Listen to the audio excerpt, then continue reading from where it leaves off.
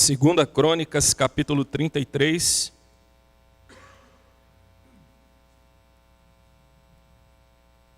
Que diz assim, versículo 1. Tinha Manassés 12 anos de idade, quando começou a reinar, e 55 anos reinou em Jerusalém, e fez o que era mal aos olhos do Senhor, conforme as abominações dos gentios que o Senhor lançara fora de diante dos filhos de Israel. Porque tornou a edificar os altos que Ezequias, seu pai, tinha derrubado, e levantou altares a Baalins, e fez bosques, e prostrou-se diante de todo o exército dos céus, e o serviu. E edificou altares na casa do Senhor, da qual o Senhor tinha falado. Em Jerusalém estará meu nome eternamente. Edificou altares a todo o exército dos céus, em ambos os átrios da casa do Senhor. Fez ele também passar seus filhos perante o fogo no vale de Inom, e usou de adivinhações e agouros, de feitiçarias, consultou adivinhos e encantadores, e fez muitíssimo mal aos olhos do Senhor. Eu vou pedir para que você pare até aqui, depois nós vamos ler mais 2 versículos à frente, mas por enquanto eu gostaria que você meditasse comigo neste texto. Irmãos, Manassés era filho de Ezequias, é aquele rei a qual o Senhor acrescentou mais 15 anos depois que ele fez uma oração. Essa história é bem conhecida, acredito que todos aqui já devem ter em algum momento ouvido falar do rei Ezequias. E o Manassés, seu filho, fez tudo que era mal aos olhos do Senhor. Era um homem que, provavelmente, se eu ou você, qualquer um que olhasse para ele, certamente o condenaria por todo o mal que ele tinha feito. Mas a grande verdade irmãos, que só Deus sabe quem são os seus escolhidos. E o Senhor Jesus nos deu uma ordem, um mandamento, para que nós nunca desistíssemos de pregar o Evangelho. Pelo contrário, aliás, ele disse, ide pregai a toda criatura. E isso é um dever de todos nós que nos dizemos cristãos. Porque talvez aquela pessoa que você acha que não tem jeito, aquela pessoa que talvez você pense assim, aquele ali já era, aquele ali é um caso perdido, aquele ali é um condenado, principalmente as pessoas que gostam, de indicar, apontar dedo. Tem um pastor amigo meu que até brinca, só uma brincadeira que ele faz, ele comenta comigo, que a metade das pessoas acham que são Jesus e a outra metade acha que tem certeza, porque muita gente gosta de apontar erro nos outros, mas tem dificuldade de se olhar no espelho para ver os seus próprios erros.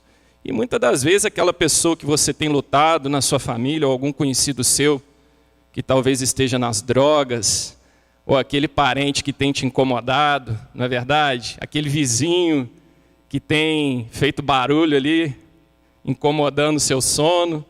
E talvez você, meu querido irmão, minha querida irmã, naquele momento você pensa, poxa, esse cara está me chateando.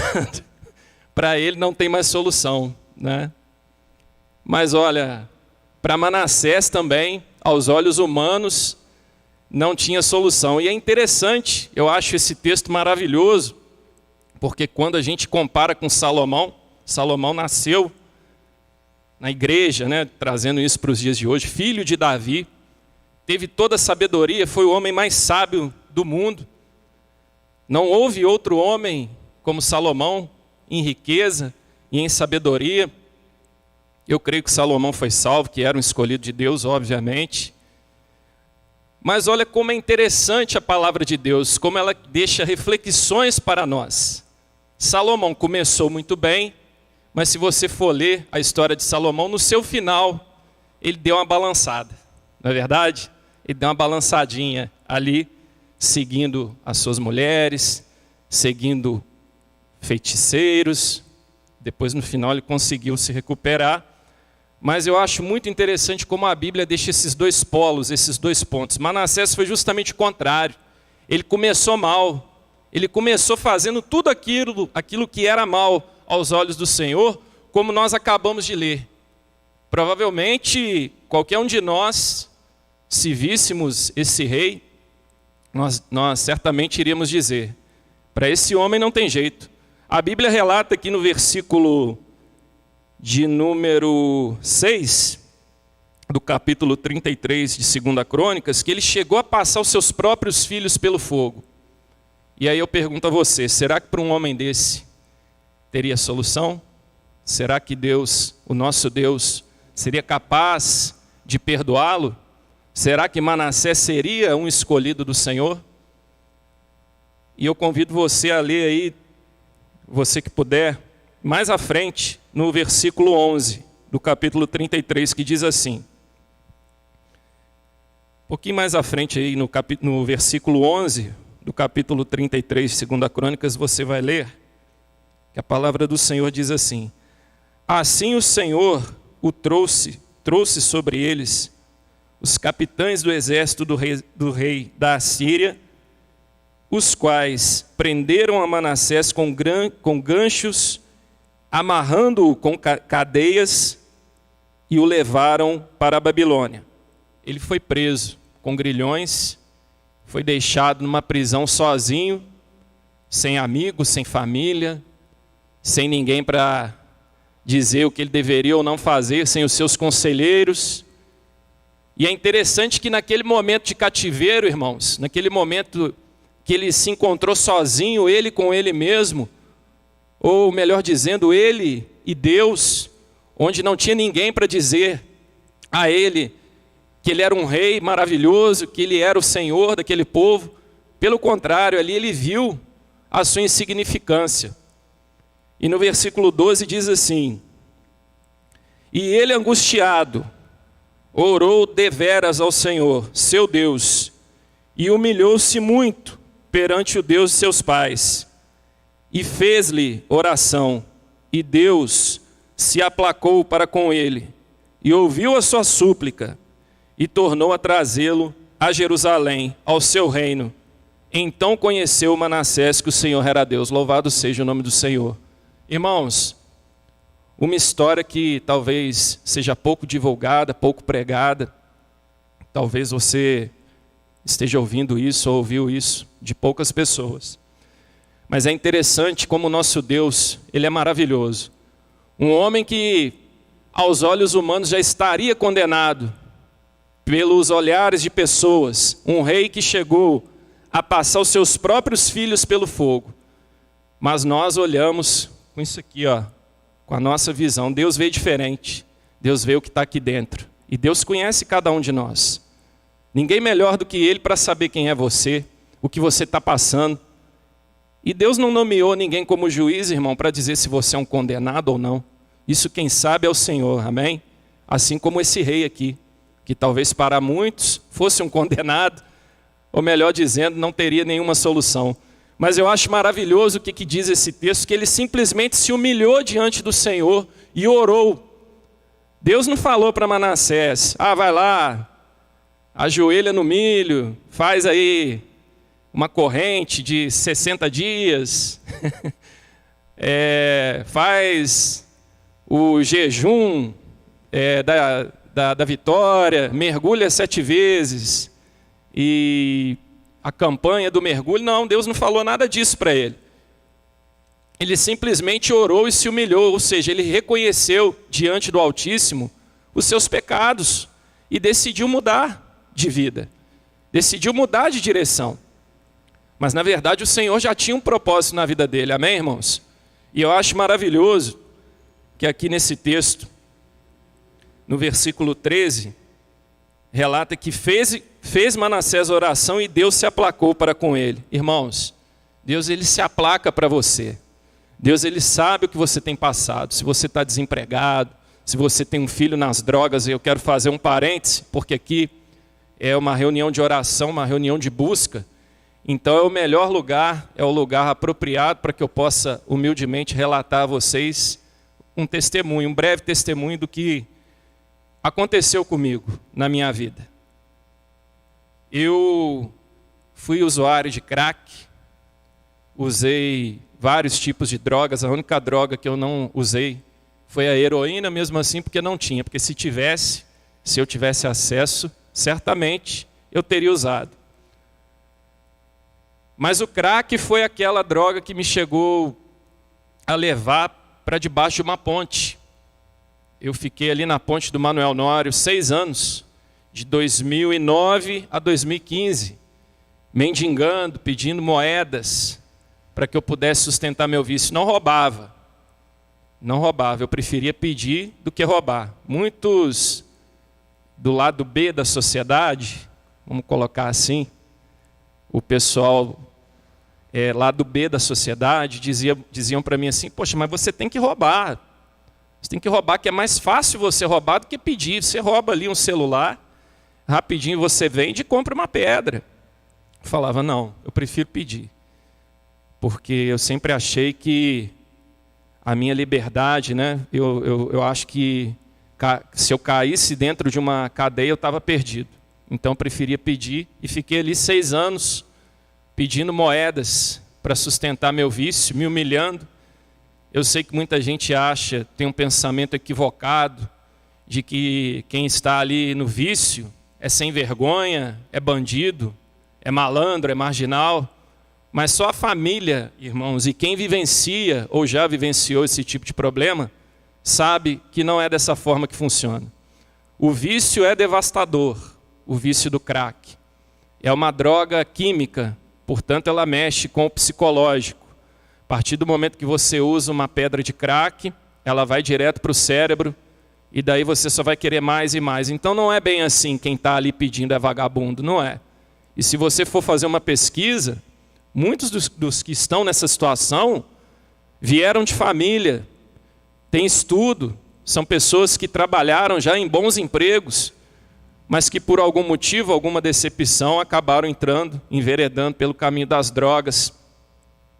E junto a isso uma depressão, e quem tem depressão já teve, sabe o quanto é devastador esse problema. A depressão é um problema que, para quem tem depressão, tanto faz quanto tanto fez, se chover, se fizer sol, se cair um tijolo na cabeça, para ela tanto faz, porque ela já perdeu o prazer de viver, ela já perdeu o prazer de vivenciar um novo dia. Somando-se a isso o vício das drogas, a coisa fica complicada. E isso aconteceu comigo nesse período de 2009 a 2015. Eu já era dado como um caso perdido para a sociedade, para as pessoas que passavam por mim. Eu tenho 1,90 m, eu pesava 35 quilos, era pele e osso, tinha até o apelido de pele e osso ali no Manuel Nório, o pessoal me chamava de zumbi, eu andava revirando latas de lixo. E talvez, para quem não me conhecesse e olhasse, certamente falaria: olha, para aquele cara ali não tem jeito, aquele ali está perdido, não vejo solução. Mas como eu disse aqui no início, para o nosso Deus nada é impossível, amém, irmãos? Nunca se esqueça disso. Ainda que estejam te julgando, ainda que estejam apontando o dedo para você, dizendo que para o seu filho, para a sua filha, para o seu conhecido não tem mais jeito, eu não sei qual o problema que você tem enfrentado. Mas o Senhor certamente sabe, e se Ele te trouxe aqui nessa tarde para ouvir esse relato, certamente Ele quer te encorajar e renovar as suas forças. E eu lembro que a minha mãe, Dona Maria, muitos vizinhos e parentes diziam para ela: olha, para o seu filho não tem mais jeito, seu filho é um cracudo, é um perdido. E a minha mãe nunca desistiu de mim. A minha mãe disse: olha, eu acredito no meu filho, eu vi ele nascer. Eu tive um pai, o seu Antônio Araújo, uma pessoa que eu amei muito, foi meu melhor amigo. Eu nunca conheci ninguém igual meu pai até hoje na minha vida, com a sua sabedoria, com a sua humildade. Era o meu melhor amigo, certamente, aqui nessa terra. E eu me lembro de situações, irmãos, que vizinhos e parentes falavam com meu pai, zombando dele: olha, aquele seu filho é um vagabundo, viciado em drogas. E meu pai, na sua humildade e sabedoria, falava: não, ele vai sair dessa. E meu pai teve a oportunidade de me ver saindo dessa, e no ano de 2015, tem 7 anos, irmãos, que eu estou limpo para a honra e glória do Senhor Jesus. Cheguei numa clínica, eu era uma pessoa que não acreditava em Deus. Para mim Deus era uma mentira, para mim isso tudo era uma ilusão, esse livro aqui era para enganar as pessoas, até que quando eu cheguei naquele portão da clínica eu falei, olha, se eu cheguei até aqui, eu vou até o final. E ali o Senhor Jesus me alcançou. Ele me mostrou que Ele já tinha o meu nome escrito na palma da mão dele, no livro da vida. E dali em diante eu não deixei mais esse caminho, mas não por mérito meu, irmão, não por mérito meu, mas por mérito dele, porque é Ele que havia me escolhido, é Ele que te escolheu também para que você estivesse aqui hoje, ouvindo esse relato. Foi interessante que cheguei na clínica como mendigo, sem R$1 no bolso, e quando eu fui entender, né, pela graça e a misericórdia do Senhor Jesus, essa palavra, a palavra diz, né, conhecereis a verdade e a verdade vos libertará. Amém, irmãos? Então, a fonte é essa aqui, para que ninguém te passe a perna, para que ninguém te iluda, para que você não carregue jugo de pessoas, busca diretamente aqui, na fonte. E foi essa palavra que me libertou. A palavra viva e eficaz, o próprio Senhor Jesus, que se revela através da sua palavra. Assim como nós lemos aqui esse relato sobre o rei Manassés, que também era um homem desacreditado pelas pessoas. Muitas das vezes, a gente olha para aquele que está lá no presídio nesse momento, daqui a pouco nós vamos estar orando aqui, por aqueles que estão nas clínicas, nos presídios. Você já parou para pensar, irmãos, a tristeza que é um momento desse, enquanto a gente tem essa liberdade aqui de respirar esse ar, de estarmos aqui reunidos, neste mesmo momento tem pessoas que estão lá dentro do presídio, mas eu tenho certeza que Deus tem escolhidos lá também. Então a gente não pode desistir de pregar, de levar a mensagem a qualquer criatura que seja. Quem vai converter, quem vai alcançar não somos nós, é o Senhor Jesus, mas você não pode deixar de levar essa mensagem. Assim como um dia me trouxeram essa mensagem, e para a honra e glória do Senhor, eu estou aqui com vocês hoje. Acho interessante relatar isso para vocês. Era dado como um caso perdido, irmãos. A minha família, parentes, amigos, zombavam dos meus pais. Meus pais sofreram muito. Meus pais sofreram muito naquela situação. Mas o meu pai, antes de morrer, ele faleceu em 2020. Ele teve a oportunidade de, em 2015, ver a obra que o Senhor Jesus fez na minha vida, para a glória dele. Hoje, depois do falecimento do meu pai, logo após o falecimento dele, a minha mãe foi acometida pelo Alzheimer. E Deus me deu o privilégio de cuidar da minha mãe, não é?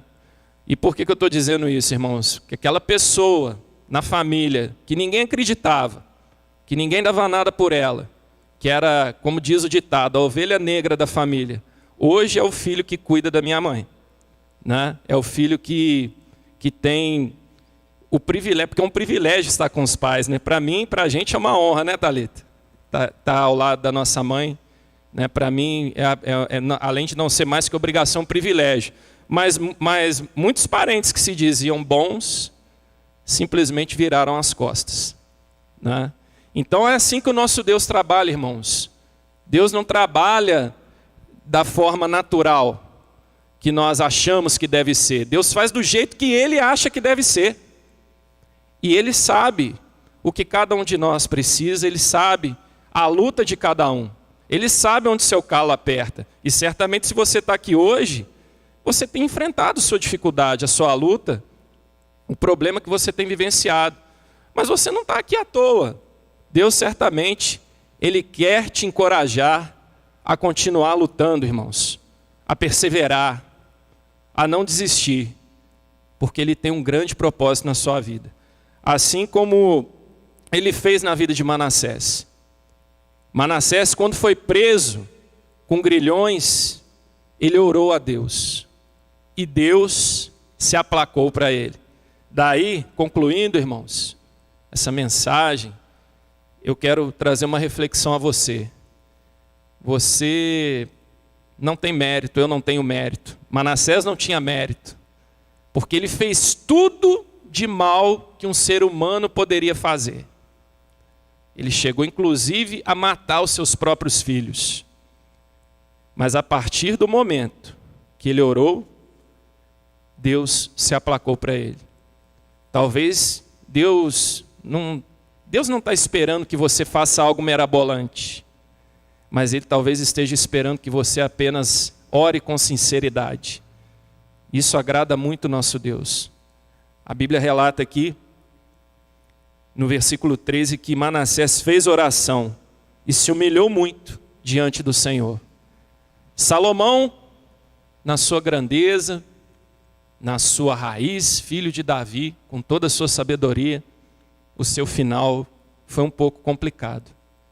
Manassés começou muito mal, mas o seu final, olha o que diz aqui, ó. E Deus devolveu a ele o seu reinado. Isso é maravilhoso, porque lendo esse texto, eu vejo que Deus simplesmente amou Manassés, viu nele a sinceridade. Obviamente que ele já era um escolhido do Senhor. Isso não há dúvidas. Manassés também é descendente. É raiz também de Davi. Era filho de Ezequias. Então certamente, como Salomão, ele também era um escolhido. Mas eu fico maravilhado com a graça e o amor do nosso Deus para conosco. Dá para imaginar uma coisa dessa, irmãos? Um homem feiticeiro, agoreiro, assassino, e Deus o perdoou, Deus o alcançou, assim como alcançou eu e você também. Então, meu querido irmão, minha querida irmã, eu quero dizer para você nessa tarde, não desista de lutar por aquilo que você tem lutado. Eu disse aqui no início, essa reunião de oração, eu aprendi a amar este culto, aqui eu criei raízes, né? Eu e minha família, a gente aprendemos a amar essa igreja, sem influência de ninguém, sem influência de terceiros, mas é um culto, é uma reunião que fortalece. A gente sabe que a semana se inicia no domingo, e o domingo é do Senhor. Amém, irmãos? Domingo é o dia do Senhor, ao terceiro dia o nosso Deus ressuscitou, o Senhor Jesus. Mas esse de segunda também é um culto de fortalecimento. E eu quero nessa tarde dizer para você, minha irmã, meu irmão, seja lá o que você estiver passando, seja um problema na família, um problema com emprego, um problema de saúde, um problema espiritual, um problema psiquiátrico, não importa. Deus, Ele é contigo. Você não está aqui à toa. Quem trouxe você aqui hoje foi o próprio Senhor Jesus. E nessa tarde Ele quer renovar as forças para que você saiba que Ele é contigo. E para que nada nem ninguém desvie o teu foco dEle. Amém, irmãos? Lá em Eclesiastes 3:1 diz, para tudo na vida, embaixo do céu, existe um propósito. Então Deus tem um propósito em tudo que você está vivenciando. Eu nunca imaginei chegar um dia aqui na igreja presbiteriana. Eu nunca pensei que um dia eu estivesse aqui. Passei por muitas lutas, muitas dificuldades, não significa que você vai conhecer o Evangelho, não significa que você vai se tornar um cristão, que sua vida vai mudar para melhor, que você vai deixar de ter problemas, não. Nós não pregamos isso, pelo contrário. Vão existir as lutas, vão existir as dificuldades, mas em todas elas você é mais que vencedor em Cristo Jesus. Amém, irmãos? Então, cada vez mais que você tiver a luta, cada vez mais que você tiver a dificuldade, cada vez mais que você se desesperar, se sentir cansado, lembre-se, em Cristo você é mais que vencedor. E é Ele que te escolheu. Amém, irmãos? É Ele que te trouxe aqui. Eu gostaria que você fechasse seus olhos. Eu queria convidar você a orar, a pensar no problema que você tem vivenciado, a pensar naquela pessoa, naquele ente querido, que você tem orado por ele, aquele que se encontra acamado no hospital. Eu queria convidar você a refletir na sua vida até aqui. Por que você veio aqui nessa tarde? O que você veio pedir? O que você veio suplicar a Deus? Assim como Manassés fez oração e Deus se aplacou para com ele, Deus certamente ouvirá também a sua súplica e a sua oração. Fale com Deus. Aí, entre você e ele, você não precisa mostrar para ninguém, você não precisa falar em voz alta, não, apenas em pensamento. Coloca diante do Senhor, do nosso Deus, aquele que pagou um preço por cada um de nós, pelos seus escolhidos. Deixe diante dele a sua súplica, porque certamente, se você está ouvindo essa mensagem, é porque ele quer se aplacar para você e perdoar os seus pecados. O maior milagre que Deus pode fazer na nossa vida, meu irmão, minha irmã, não é o carro do ano, não é o casamento poser para mostrar para os outros, não é o emprego de status, não é o cargo dentro da igreja, não. O maior milagre que Deus pode fazer na vida de cada um de nós é perdoar os nossos pecados e escrever o nosso nome no livro da vida. É a salvação das nossas almas. Lembre-se disso, meu irmão. Fale com Deus nesse momento. Queria convidar o pastor Jefferson. Ele vai fazer essa oração final por cada um de nós e agradeço humildemente a oportunidade de estar com vocês aqui. Que Deus abençoe cada um de vocês. Pastor Jefferson vai estar orando por nós.